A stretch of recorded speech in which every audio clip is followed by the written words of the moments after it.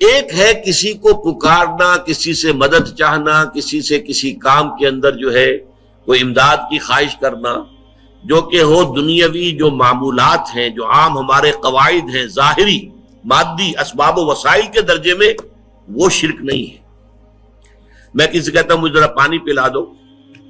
یہ بھی ایک دعا ہے، استمداد ہے، مدد آپ نے مانگی ہے، اس سے اپنی ایک ضرورت پوری کرنے کے لیے کہا ہے۔ لیکن کیا ہے یہ کہ گھڑا ہے، وہاں رکھا ہوا ہے، وہاں پانی ہے، اس میں سے پانی لائے گا وہ دے دو۔ جو ظاہری قوانین طبیعہ جو ہے ان کے دائرے کے اندر کوئی دعا، کوئی استمداد، کوئی استعانت، کوئی استغاثہ، اس میں کوئی حرج نہیں۔ غیبی اعتبار سے کسی کے ساتھ بھی کوئی دعا کی جائے گی اللہ کے سوا، وہ شرک ہے۔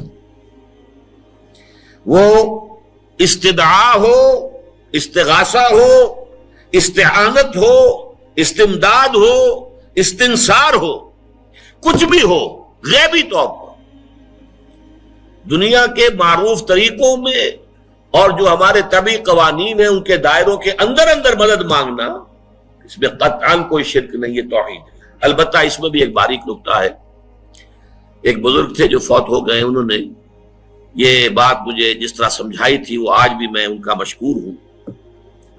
کہ دنیا میں عام قاعدے قانون کے تحت بھی کسی سے کچھ کہنا کہ بھائی میرا یہ کام آپ کر دیجئے، آپ کر سکتے ہیں،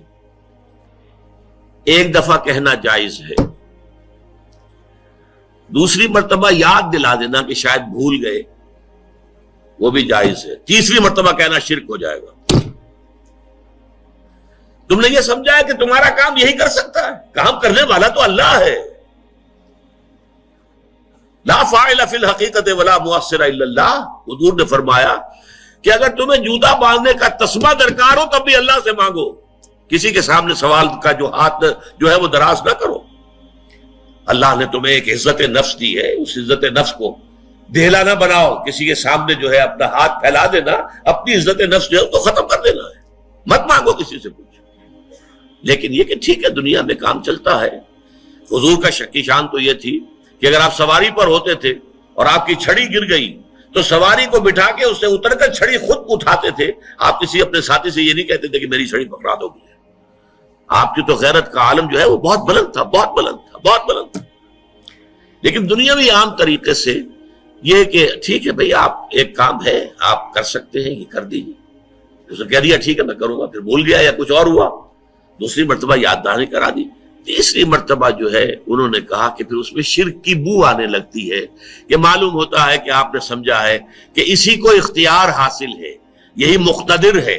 اسی کو آپ کا کام کرنے کا جو ہے وہ پوری قوت اور قدرت حاصل ہے، اور یہ چیز جو ہے یہ شرک کی بو اس میں سے آنی شروع ہو جاتی ہے۔ لیکن یہ ہے معاملہ سارا جو اسباب عادیہ کے تحت، اس سے ماورا آپ کسی کو نہیں پکار سکتے۔ دیکھیے سب سے بات نکتے کی بتا دوں آپ کو، فرشتے کو تو ہم مانتے ہیں نا،